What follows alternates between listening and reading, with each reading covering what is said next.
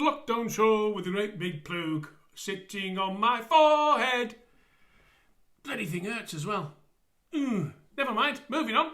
So somebody, when I put up a post yesterday to say that on the 1st of June this year, I've been teetotal for 11 years. And prior to that, for many years, I was drinking a bottle of whiskey a night. And they said, how did you manage to change? You know, how did you manage to do that? How did you manage to maintain the desire, I guess, not to drink alcohol? So, if you're sitting comfortably, then we shall begin. I'll tell you the story about how I managed to stay teetotal for 11 years and how I managed to just give up like that, or even like that.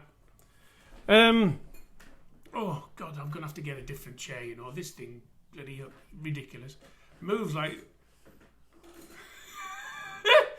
So the story, how it all happened. Well, I'd got myself into a right state of affairs that I was drinking a bottle of whiskey a night, and I learnt across in Germany that with bottles of spirits, if you put them in the freezer, they don't freeze because of the alcohol content, but it takes away the burn.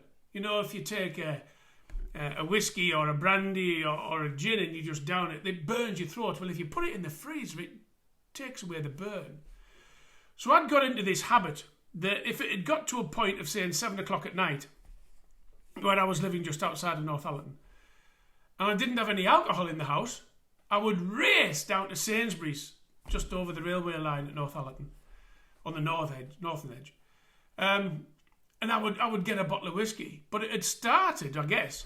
Well, not I guess. It had started. Bottle of wine. Big bottle of wine. Litre bottle. 2 bottles of wine. Box of wine. Imagine drinking 3 litres of wine on a night. And that stopped doing me what I wanted to achieve. And it got to a bottle of whiskey and, you know, the 75 silly litres. And then it became the litre bottle. And then it became... I don't care what it is, as long as I can get that 40% proof, and it was the litre bottle of Sainsbury's Own. So if you can imagine, I'd got to the point of drinking a litre bottle of whiskey a night, and it had gone on for years.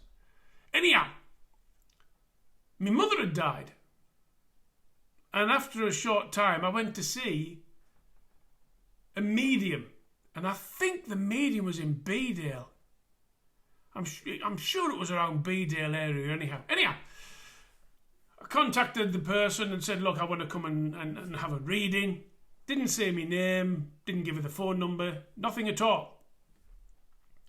And I went into this house and I think we definitely walked up the stairs and she was going to record it. The recording is bloody rubbish and I've lost it now anyhow. And she went through a few things. And said that that my liver, I was just thinking about what I was going to say there. My liver, because she'd said a few things and she said, right, I'm now going to look inside of you. Well, you can't exactly unzip yourself and open up and for them to look, can you? But she said, you've got trouble with your breathing. Now, I was on inhalers back then, but not the amount of inhalers I'm on now. It was just that Subutamol one, the Easy Breathe one. And she said, but your bottom half of your lungs, I've just remembered now. Bloody hell. How strange. Yeah. The bottom half of your lungs are just not working. Well, earlier this year, I've just remembered, had a pelvic and abdominal scan, and I've been told the bottom half of my lungs just don't work. They've stopped working, which is why I've only got 53% lung function. How bizarre is that? Anyhow, and she said, I'm now going through your body, and she said, oh my Lord, she said, your liver's very grey. You should take, what is it, milk of thistle or something you could buy in Holland and Barrett, and it will help clear your liver. But she said, your liver is really badly damaged. Do you drink a lot? Oh, me? No, not me. You know, the same thing that you would say to a doctor. Do you drink very much? Because my blood results, every time I had blood results being diabetic, they would be bloody shocking. And no, I just have a couple of glasses of wine on a weekend. Yeah, a couple of bottles of bloody whiskey on a weekend. Anyhow, she also went on to say that my mother is sorry for how she was, and if she was able to have a second go, she would be different mother and all the rest of the stuff. Because I wanted, the reason I went was to find out why my mother hated me all my life, and I found out through her that she didn't hate me; she just didn't know how to be a mother, and so she backed right off, and it was a hell of a bad relationship I had with her for many years. Anyhow, I had another medium came into the house, and he said exactly the same. So there might be something in that, because I didn't tell him anything about me either. But he was off the bloody scale. He was guy from Whitby. But anyhow, how did I maintain and how did I stop drinking? Well, I walked out of there, and I promise you, the night before I'd had a bottle of whiskey. This was the 1st of June 2009, and I stopped. Instant, stopped. I don't know how I managed it. I don't know how I programmed my mind at that moment in time. But a friend of mine came over, and he went to the pub that night, and I said, I'm not going, I've stopped drinking. And seriously, it was as quick as that.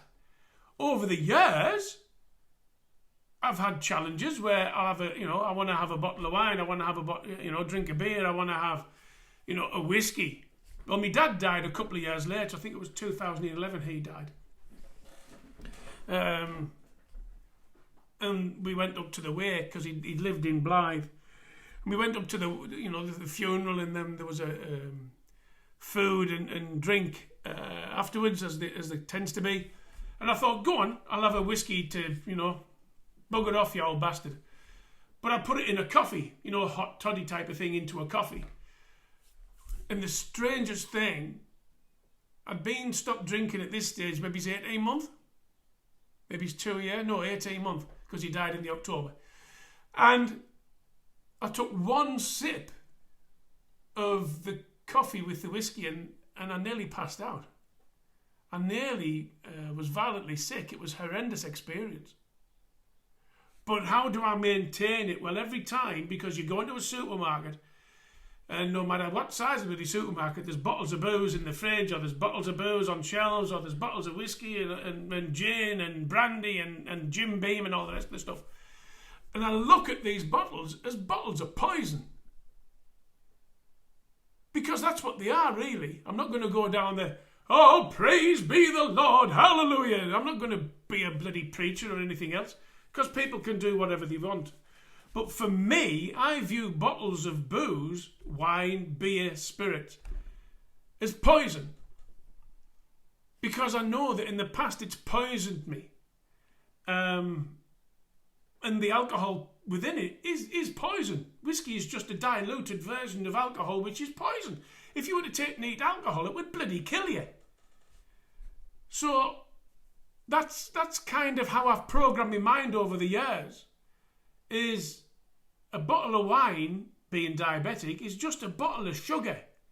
And my blood sugar content would go berserk if I was to have a bottle of that, or a box of that. And spirits, that's just poison that would attack my liver again.